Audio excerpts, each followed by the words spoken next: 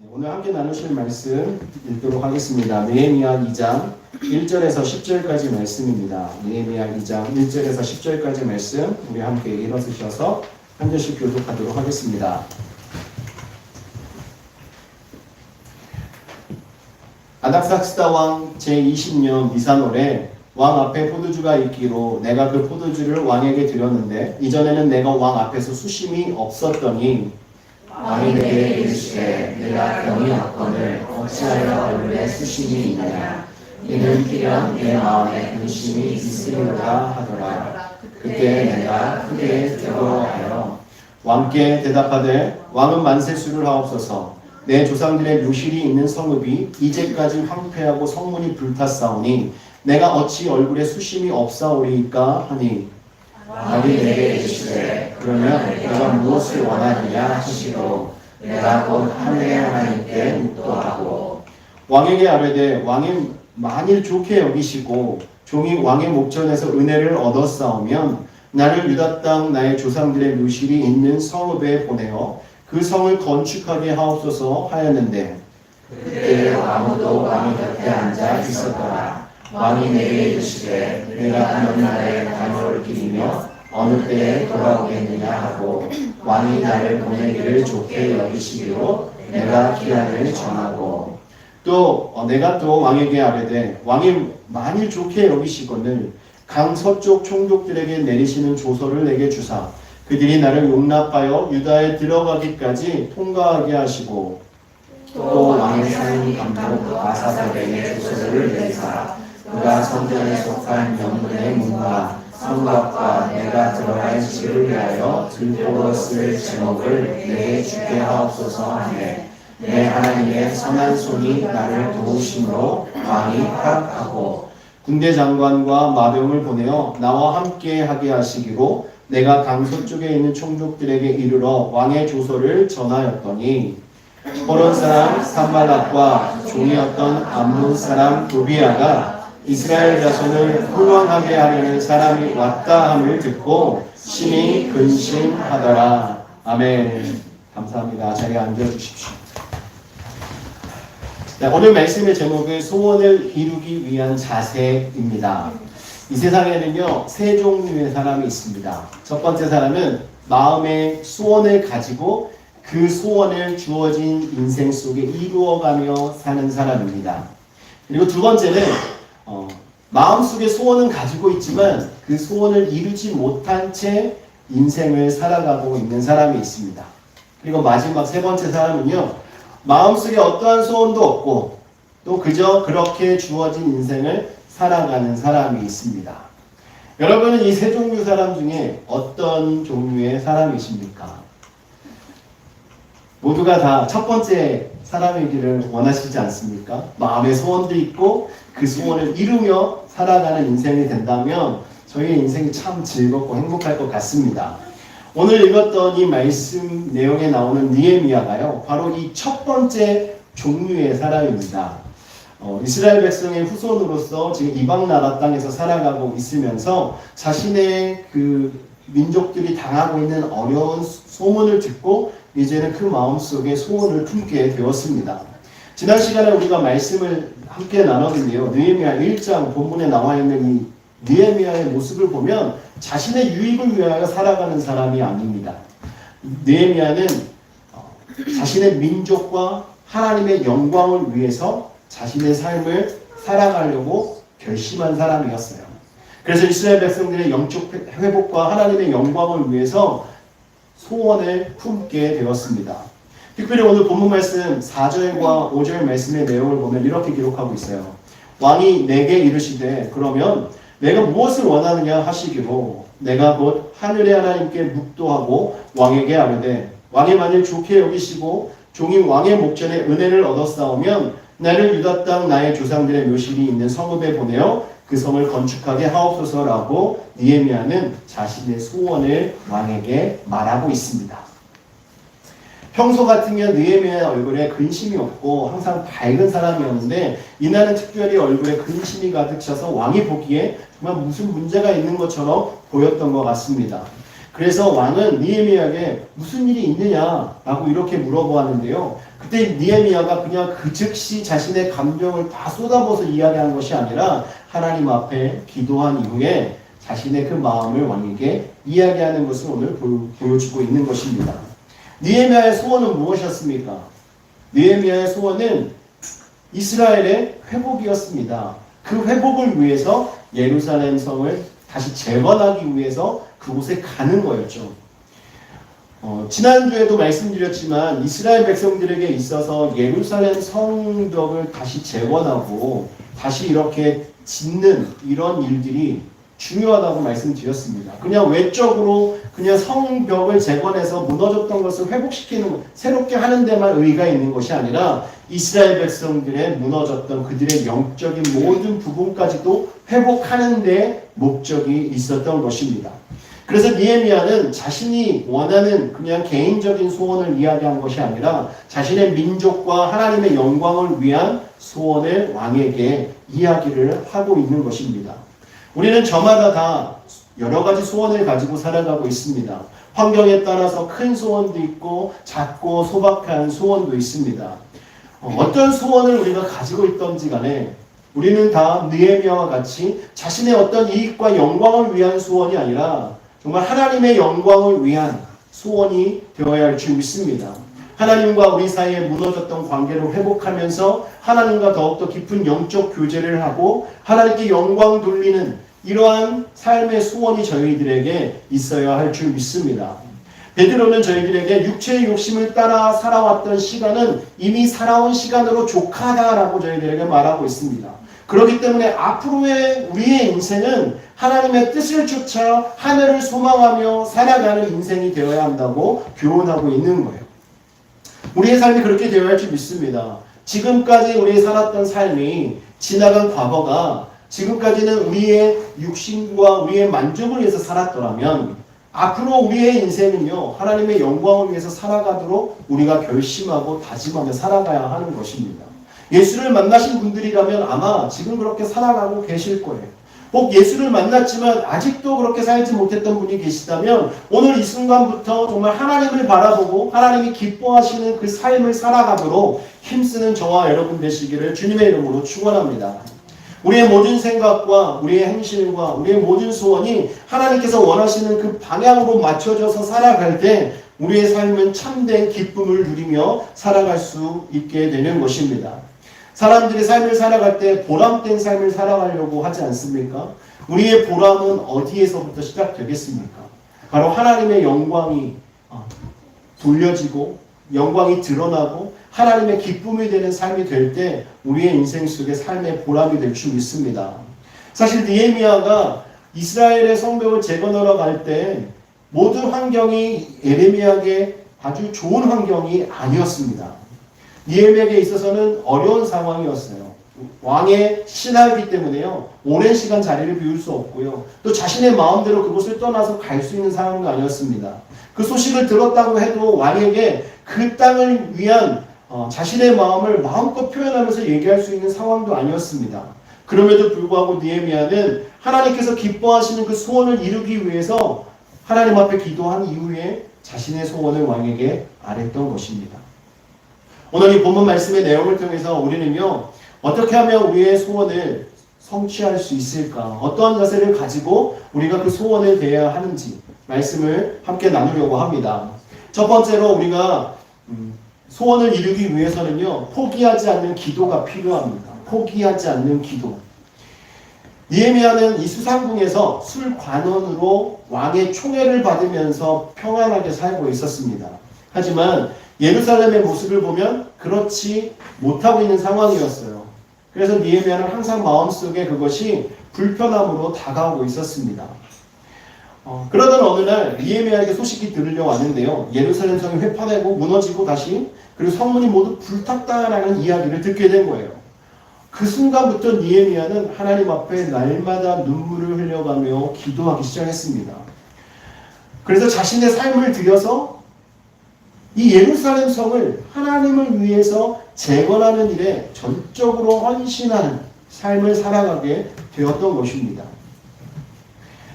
느헤미야는 하나님 앞에 정말 이 성이 온전히 세워지고 이스라엘 백성들이 하나님 앞에 돌아오는데 자신이 온전히 쓰여지길 바라는 그 소원이 있어서 하나님께 부르짖으며 간구하는 삶을 살았습니다. 느헤미야가 예루살렘으로부터 800마일이나 떨어진 수상궁에 있으면서 지금 왕과 함께 있는 그 상황 속에 어떻게 갈 수 있겠습니까? 오늘 본문의 내용을 보면 느헤미야에게 이루어진 일들은요, 그냥 이루어진 일이 아닙니다. 정말 어떻게 보면 사방이 막혀있는 것 같이 답이 보이지 않는 이런 상황 속에 있었지만 언제나 하나님께 기도하며 하나님께 모든 일을 맡겼던 이 느헤미야는요, 하나님께서 그 일을 이루실 거라는 그 믿음이 있었던 것입니다. 여러분들도 여러분 마음속에 이루고자 하는 소원이 있으십니까? 만약에 여러분들에게 비전과 소원이 여러분 마음속에 있으시다면 그것이 성취되길 원하는 그 마음을 가지고 하나님 앞에 간절히 기도하는 분들이 되시기를 주님의 이름으로 축원합니다. 하나님은 저희의 기도를 결코 그냥 두시지 않습니다. 하나님은 언제나 저희의 기도를 귀담아 들으시고 하나님이 그 기도를 따라 움직여 주신다는 거죠. 예레미야 33장 2절과 3절 말씀에 보면 이렇게 말합니다. 이를 행하시는 여호와, 그것을 만들며 성취하는 여호와, 그의 이름을 여호와라 하는 이가 이같이 이르시도다. 너는 내게 부르짖으라. 내가 내게 응답하겠고 내가 알지 못하는 크고 은밀한 일을 내게 보이리라. 아멘. 하나님께서는요, 부르짖어 기도하는 자에게 정말 하나님의 은밀한 일들을 보여주시고 은혜를 베풀어 주시고 기도에 응답을 하실 거라고 약속하고 있습니다. 하나님께서는 저희를 위해서 놀라운 계획을 세우고 계십니다. 그 계획을 이루기 위해서 필요한 것이 바로 저희의 기도라는 거죠. 저희의 기도가 하나님을 움직이는 거예요. 하나님을 움직일 수 있는 그 기도를 함께하는 저와 여러분 되기 원합니다. 여러분이 기도할 때 이를 행하시는 여호와, 그 하나님께서 저희의 삶 속에서 성취해 주시는 것입니다. 그래서 느헤미야는요, 날마다 하나님 앞에 기도하면서 자신이 정말 이스라엘 민족을 돌아보고 예루살렘 성벽을 재건하고 하나님의 영광이 드러나는 일에 쓰임받을 수 있도록 날마다 힘을 다했습니다. 느헤미야는요, 이 아닥삭스다 왕을 섬기고 있었습니다. 근데 이 왕이 어떤 사람인 줄 아십니까? 에스라 4장 7절에서 23절까지 내용을 보면 2차 포로기환 했던 사람들이 예루살렘 성을 다시 건축하고 있었습니다. 건축을 하는 과정 속에 있었는데 오늘 본문에도 나오지만 느헤미야가 갈 때 서쪽에 있는 총독들에게 조서를 보내서 지나갈 수 있게 해달라는 이런 내용을 왕에게 말하잖아요. 그 총독들이 아닥삭스다 왕에게 이렇게 이야기한 거예요. 이스라엘 백성들이 예루살렘 성을 재건해서 있으면 앞으로 얘네들이 당신을 배반할 겁니다. 앞으로는 조공을 바치지 않을 겁니다. 그러니까 이것을 멈추게 해야 합니다라고 음모를 꾸미고 거짓을 구해서 아닥사스다 왕이 그것을 받아들여서 중단하게 만들었었습니다. 여러분 생각해 보십시오. 지금 아닥사스다 왕 입장에서는 자신이 하지 말라고 했던 일을 다시 허락해야 되는 상황인 거잖아요. 느헤미야의 소원이. 그런데 느헤미야는요, 모든 권세가 왕에게 있는 것이 아니라 하나님께 있다는 그 믿음을 가지고 하나님께 기도했던 것입니다. 하나님은 불가능을 가능케 하시는 분임을 믿으시기 바랍니다. 저희들의 생각으로 될 수 없는 일 같지만요, 하나님께서 움직이시면 그 일이 이루어지는 것입니다.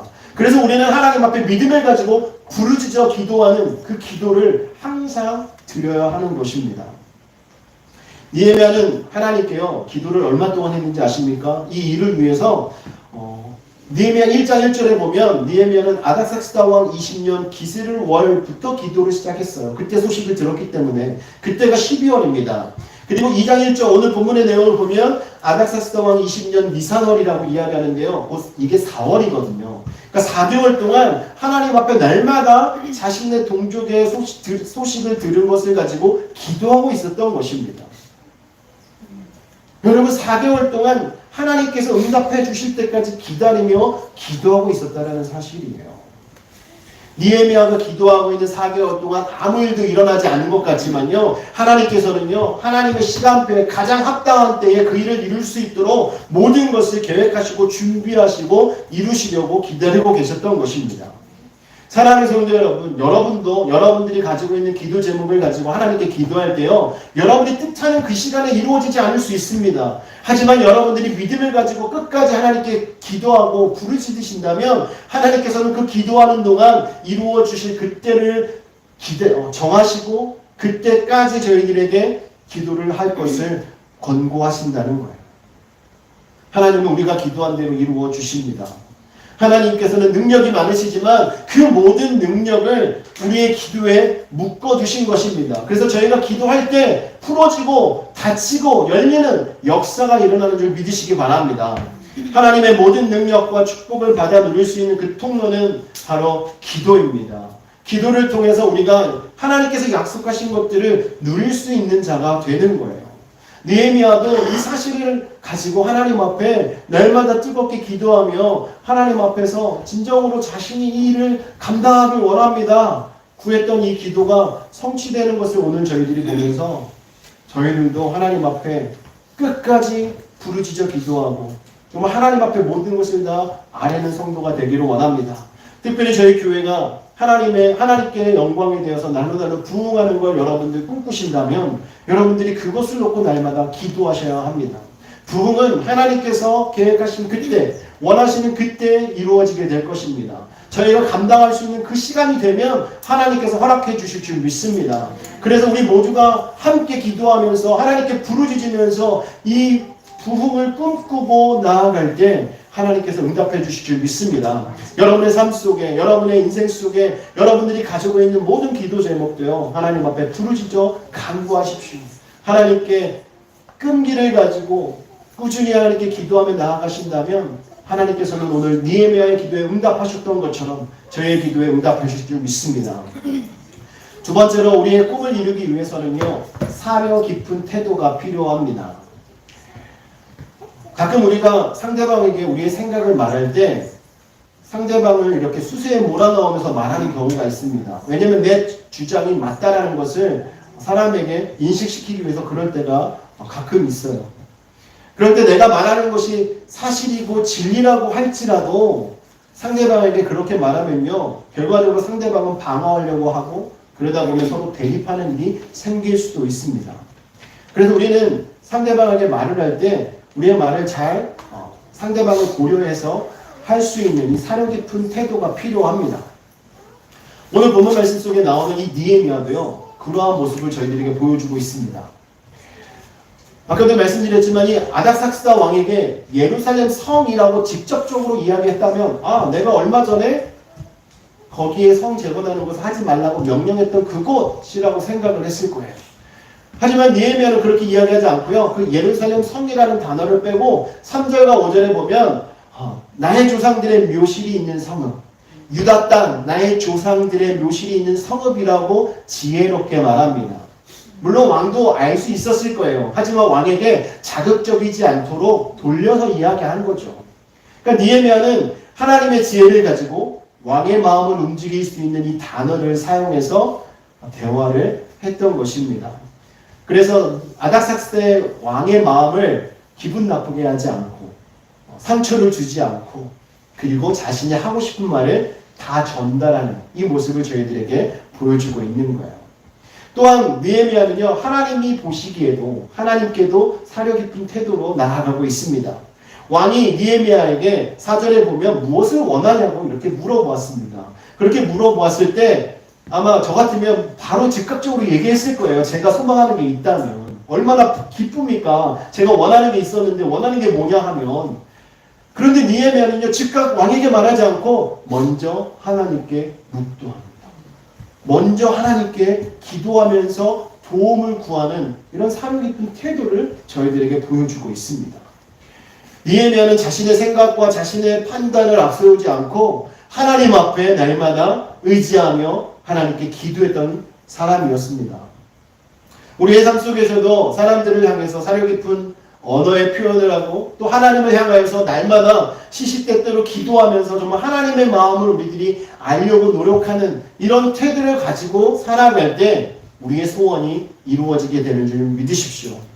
사사기 20장에 보면 이스라엘 연합군이 베냐민 지파와 전쟁할 때 패한 적이 있습니다.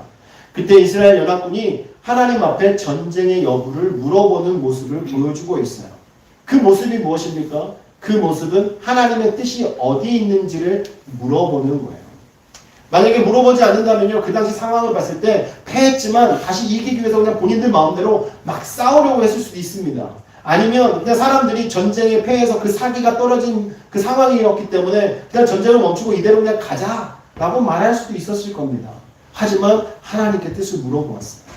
그리고 사무엘상 23장 말씀에도 블레셋 사람들이 그일라를 쳐서 타작마당을 탈취했을 때 다윗이 하나님의 뜻을 먼저 구했습니다. 그래서 하나님의 뜻을 따라 블레셋과 전쟁을 하려고 해요.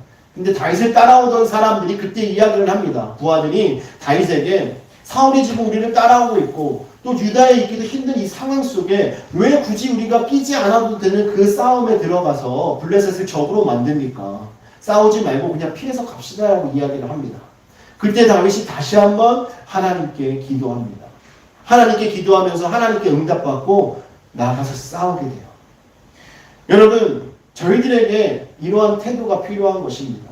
하나님의 마음을 알려고 하는 깊은 우리의 마음이 필요한 거예요. 날마다 하나님께 하나님의 마음을 물어보는 태도가 필요합니다. 이러한 사려 깊은 생각과 마음이 있는 사람이 소원을 이루어가는 것입니다. 여러분 삶 속에서 여러분들이 진정으로 지혜롭게 여러분들이 원하는 것을 이루길 원하신다면 하나님 앞에 물어보십시오. 하나님이 여러분의 삶의 중심이 돼서 하나님이 여러분의 삶의 주인이실 때 여러분들에게 주시는 그 말씀이 여러분의 소원을 이루는 가장 빠른 지름길이 되는 줄 믿으십시오. 마지막으로 세 번째는요. 그 소원을 이루기 위해서 구체적인 계획이 필요합니다. 소원이 있고 하나님이 들어주신다고 해서 그것이 무턱대고 모든 것이 이루어지는 것이 아닙니다. 느헤미야는요 4개월 동안 하나님께 기도하면서 나름대로 여러 가지 계획을 세웠습니다. 하나님께서 자신의 기도를 들어 응답하실 때 내가 어떻게 해야 하는지에 대해서 구체적으로 계획을 세웠던 거예요. 그래서 어떤 계획을 세웠냐면요. 첫 번째로 6절을 보시면 왕이 느헤미야를 보내려고 했을 때 느헤미야는 기한을 정했습니다. 그냥 막연하게 다녀온다고 하지 않았어요. 느헤미야 5장 14절 내용에 보면요. 이 기간을요 12년이라고 정했어요. 12년 동안. 여러분 생각해 보십시오. 왕의 총애를 받고 왕 옆에 꼭 있어야 되는 사람인데 12년 동안 떠나서 있겠다고 이야기하는데 이게 허락이 되겠습니까? 그것을 놓고 기도했던 거예요. 근데 여러분 이 사실 아세요? 예루살렘 성벽을 재건할 때 걸린 기간은요 52일입니다. 2달도 안 걸렸어요. 그런데 왜 12년이라는 시간이 필요했겠습니까? 그것은 느헤미야가 지금 성벽을 재건하면서 그걸로 끝나는 것이 아니라 이스라엘 백성들이 하나님께 돌아오고 영적으로 회복하면서 하나님의 백성으로서 자리 잡을 수 있도록 돕기 위해서 그만큼의 시간을 필요했던 것입니다. 그래서 느헤미야는 왕에게 긴 시간이지만 믿음으로 구했던 거예요. 그리고 두 번째로 느헤미야는요 7절에 보니까 예루살렘까지 무사히 통행할 수 있도록 왕의 조서를 구했습니다. 아무리 왕하고 이야기하는 것을 가지고 예루살렘으로 가서 그 일을 감당하려고 간다 해도요 왕이 정말 보냈다라는 증명이 없으면요 서쪽 그 총독들이 사실은 방해꾼들 아닙니까? 그런데 누가 그냥 보내주겠습니까? 그러니까 느헤미야는요 먼저 그 예루살렘까지 무사히 갈 수 있는 그 방법이 무엇인가 생각해 보니까 왕의 조서가 있으면 무조건 통과할 수 있겠다라는 것이죠. 그렇게 기도하면서 이런 지혜를 얻게 된 거예요. 그래서 느헤미야는 왕의 조서 덕분에 정말 예루살렘까지 무사히 가게 됩니다. 생각해 보십시오. 바벨론 땅에서 사신이 왔는데 자신의 민족의 사람이고 왕의 조서를 받아서 그 땅에 사람이 왔어요. 그럼 이스라엘 백성들 입장에서는 얼마나 힘이 되고 격려가 되겠습니까? 또 그 사람이 하는 말에 얼마나 힘이 실려져 있겠습니까? 느헤미야가 우리 함께 성벽을 재건합시다 했을 때 이스라엘 백성들도 저마다 다 함께 동참하는데 어렵지 않았을 거예요. 왜냐하면 왕이 허락했기 때문에 이전에 왕이 허락하지 않아서 멈췄던 그것이 이제는 왕의 허락으로 다시 시작할 수 있게 되었기 때문입니다. 여러분 이 왕의 조서는요 이스라엘 백성들에게 동기부여가 됐던 거예요. 느헤미야는 이런 계획을 세웠던 것입니다. 그리고 세 번째로 8절을 보시면 느헤미야는 예루살렘 성을 건축하기 위해서 구체적으로 어떤 재료들이 필요한지를 왕에게 이야기합니다. 그래서 그 재료를 얻을 수 있도록 왕에게 명령을 내려주십시오라고 말하는 것이죠. 여러분 얼마나 지혜롭습니까? 이스라엘 아무것도 가진 것이 없습니다. 그런데 좋은 재료들을 왕에게 부탁해서 왕의 명령으로 다 조달받아서 그것을 지을 수 있게 했다라는 거예요. 여러분 이런 일을 상상이나 했겠습니까? 이스라엘 백성들은 상상이 되지 않았을 거예요. 하지만 니에미야는 기도하는 중에 이러한 지혜를 받아서 구체적으로 계획을 세우고 아닥사스다 왕에게 모든 것을 구했을 때 허락을 받아서 그것을 가지고 다 예루살렘으로 가게 된 것입니다. 사랑하는 성도 여러분, 여러분의 지경이 넓혀지기를 원하십니까? 여러분 우리 교회의 지경이 넓혀지기를 원하십니까? 만약에 그것을 원하신다면 여러분 열심히 기도해야 합니다. 그리고 기도와 더불어서 저희들이 구체적인 계획을 세워서 그 계획이 성취될 수 있도록 하나님 앞에 맡겨드려야 함을 믿으시기 바랍니다. 우리가 하나님께 기도함으로 하나님을 감동시켜 드릴 때 하나님께서는요 분명히 움직여 주셔서 그 일을 이루실 것입니다. 니에미야가 기도하면서 구체적인 계획을 가지고 하나님의 일을 이루었던 것처럼 저희들도 뜨거운 마음을 가지고 하나님 앞에 기도하며 구체적인 계획으로 하나님께 나아간다면 하나님께서 분명히 그것을 이루어 주실 줄 믿습니다. 니에미야는 하나님 앞에 기도하고 구체적인 계획이 이루어졌을 때 왕이 허락해 주었다고 말하지 않았습니다. 뭐라고 말합니까? 8절에 보면 내 하나님의 선한 손이 나를 도우심으로 왕이 허락하고, 왕이 그냥 허락한 것이 아니에요. 하나님의 선한 손이 도우셔서 왕이 허락하게 된 것입니다. 강팍했던 그 왕의 마음이 움직여진 것은 하나님 때문이라는 것이죠. 사랑하는 성도 여러분, 여러분 삶 속에 정말 불가능해 보이고 여러분들이 감당하지 못할 것처럼 느껴지는 일이 있다 할지라도요, 여러분들 하나님께 맡기시면 하나님의 선하신 손이 여러분들과 함께 하셔서 그 일을 이루시게 될 줄 믿습니다.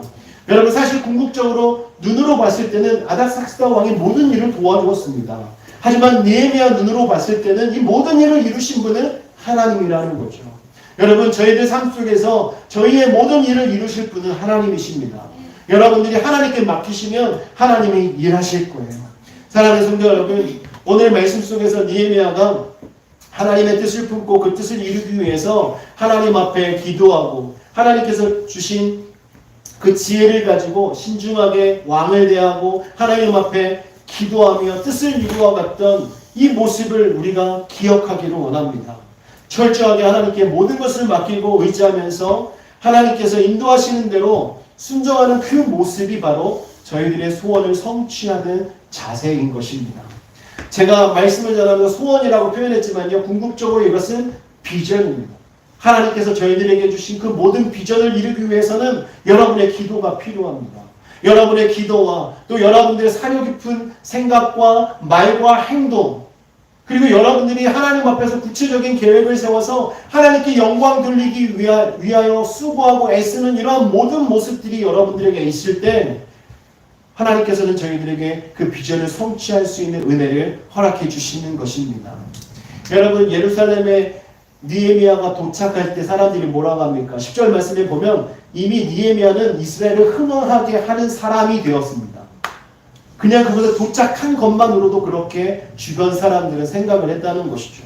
여러분들도 하나님께 기도하고 맡기고 하나님께 믿음으로 모든 것을 맡기고 나아가시면 여러분들은 이미 큰 일을 이루시는 분이 되었음을 믿으시기 바랍니다.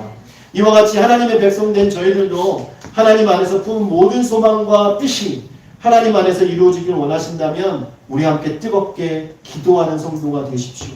그리고 또한 여러분들의 정말 사려 깊은 태도와 말과 행동으로 우리 성도들을 대하고 하나님 앞에 서신다면 하나님께서 여러분들에게 주시는 은혜가 크게 될 줄 믿습니다. 또한 여러분 날마다 여러분이 소원하는 것들을 하나님 앞에 기도하면서 구체적인 계획을 세우십시오. 그러면 하나님이 반드시 여러분들을 통해서 그 일을 이루시고 하나님께서 영광 받으실 줄 믿습니다. 우리 함께 기도합시다. 이 시간 기도할 때 오늘 말씀을 생각하면서 기도하기를 원합니다. 진정으로 저희들이 날마다 하나님께 마음을 열어 기도하는 성도가 되게 해주시고 저희들의 말과 행동이 사려 깊은 자가 되어서 성도들을 대할 때 상처 주지 않고 오히려 위로하고 사랑을 나누고 평강을 나누고 하나님의 영광 가운데 살아가는 성도가 되게 하여 주옵소서. 하나님께서 이루실 그 일들을 저희들이 함께 꿈꾸며 계획하며 그 일을 이루기 위해서 수고하는 저희들이 될 수 있도록 하나님 저희들을 붙드시고 인도해 달라고 주여 한번 부르짖고 기도하시겠습니다.